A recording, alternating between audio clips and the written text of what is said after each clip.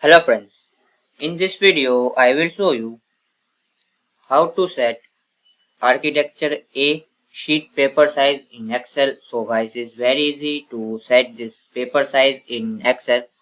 So firstly you need to click on here layout, page layout. Now here you will see this size, just click on it. Now scroll down and you see here this option architecture A sheet. So just click on it to set it, or you can click here if you don't see here. So more paper size, just click on it. Now here you see this paper size, click on here and find here,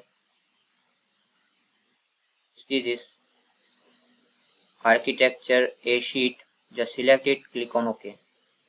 So this way you can very easily set this paper size in Excel. So thanks for watching this video.